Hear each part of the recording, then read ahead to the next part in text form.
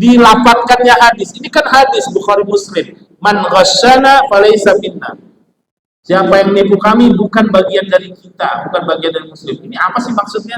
Nah, dengan belajar sirah tahu, oh dulu ketika itu di pasar Rasulullah melihat sesama Muslim saling nipu. Maka keluarlah hadis ini. Dan juga nanti kita temukan hadis-hadis yang lain. Nah, dengan belajar sirah kita jadi tahu manfaatnya, tahu jati diri Nabi Muhammad, tahu sahabat-sahabat yang mendampingi berjuang bersama Rasulullah, tahu apa? Tahu turunnya ayat, sebab nuzulnya gimana, waktunya kapan, dan juga tahu kenapa hadis ini dilapatkan oleh Rasulullah. Yang terakhir yaitu ma'rifatul kuffar wal munafiqin.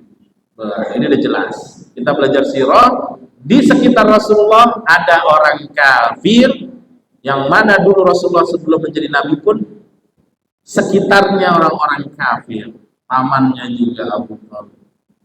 Wal munafiqin. Contoh, kafir ini banyak sekali disebut kafir-kafiran. Kita belajar.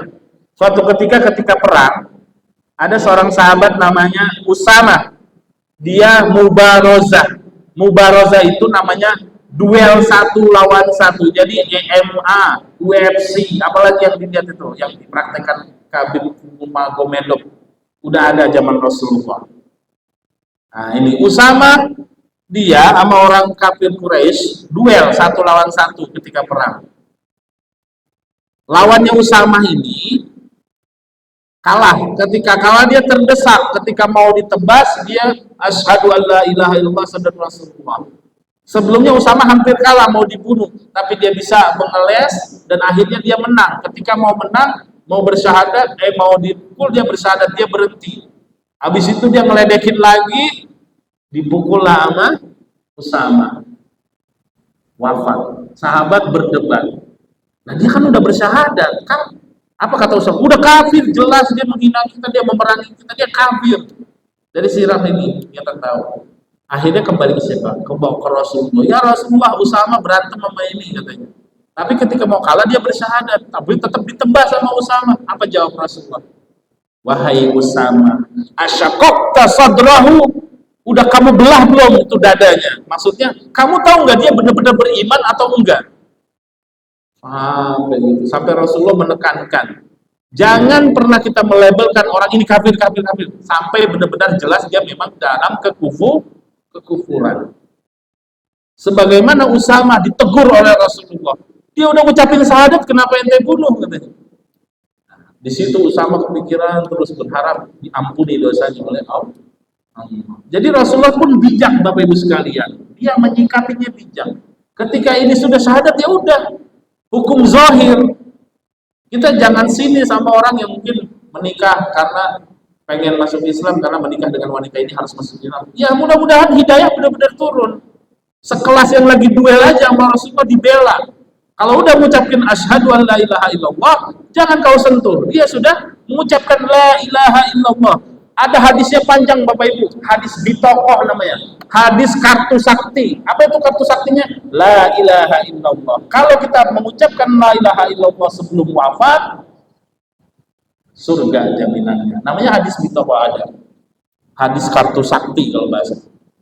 Tapi suatu ketika Rasulullah juga menghukumi orang yang munafik.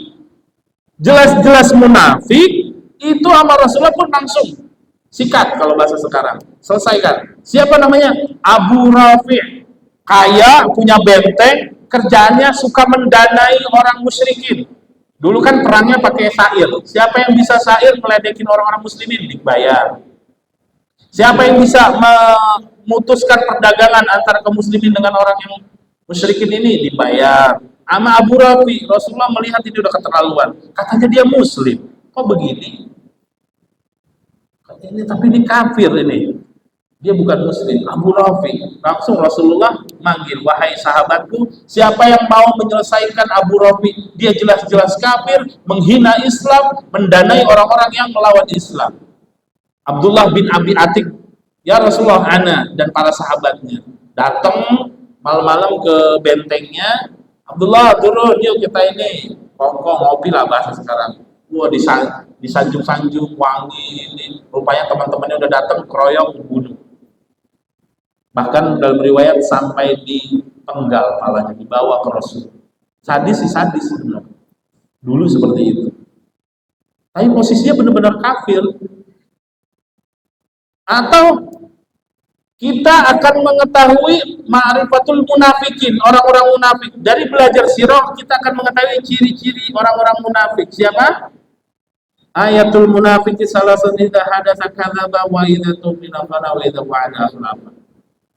Orang munafik kalau ngomong bohong, berdusta. Kalau dia berjanji dia tidak menepati. Dan kalau diberi amanah dia ingkar. Satu saya tambahin, orang itu akan lepas dari kemunafikan tiga ini sampai dia meninggalkannya. Perbuatan itu dia tinggalkan tiga-tiganya sebenar-benarnya, baru dia tidak bisa dijuluki munafik. Kaum munafikin ada kan di kisah hadis ifki. Ingat istri Rasulullah Aisyah yang ketinggalan dalam rombongan. Kan Aisyah itu tubuhnya enteng. Jadi ketika ditanggung sama para sahabat, ketika dia turun buang hajat atau mau jalan rombongan muslimin, ya udah diangkat jalan, Aisyah ketinggalan. Sahabat yang di belakang yang ngantukan bahasanya itu yang capek, ketemu sama Aisyah. Ini si Rasulullah ditemenin pulang sampai ke Madinah. Beredarlah informasi hoax, namanya hadisul ifki. Informasi hoax sudah ada. Istri Rasulullah yang diisukan selingkuh. Sampai ketika itu Rasulullah mendiamkan Aisyah. Kenapa? Belum turun ayat. Dan itu Allah ingin mengikrarkan, menekankan, wahai Muhammad, ini ayat ini benar bahwa kamu nggak bisa asal buat supaya orang-orang tahu gitu. Setiap ini bisa langsung enggak, harus Allah yang turunin, dan turunlah. Oh iya, Aisyah tidak berbuat selingkuh. Baru itu Rasulullah nyamperin Aisyah. Ketika nyamperin ke rumahnya Abu Bakar samperin sama Rasulullah. Ada apa Abu Bakar? Ketika itu balik lagi, masih ngambek lagi. Kata Rasulullah, ya udah, kita cari juri hakim untuk menengahi ini. Siapa? Kata Rasulullah, Umar. Enggak, dia terlalu galak. Setan aja kabur melihat dia. Utsman terlalu pemalu. Kata Rasulullah, Abu Bakar. Ya, boleh. Mungkin dalam hati kita, iya bapak lu kan gitu. Jadi Aisyah minta hakimnya Abu Bakar, bapaknya sendiri. Ketika itu disampaikan, benar kan kata Aisyah, aku nggak selingkuh dan gini-gini, aku tidak ini.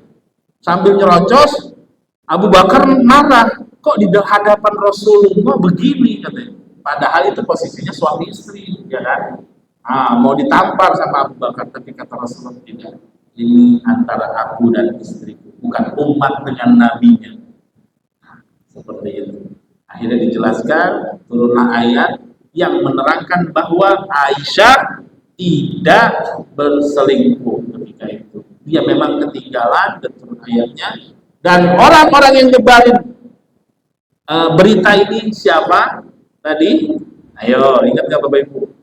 Abdullah bin Ubay bin Salul. Dia yang berperan sehingga turunlah kisah hadisul ifki, berita bohong, bahasa sekarangnya hoax. Istri Rasulullah berjalan bersama sahabat Rasulullah gini, sepanjang jalan berduaan. Orang ketinggalan itu pun jauh, dia di belakang, istri Rasulullah di depan, dikasih untanya supaya naik. Itu seperti itu.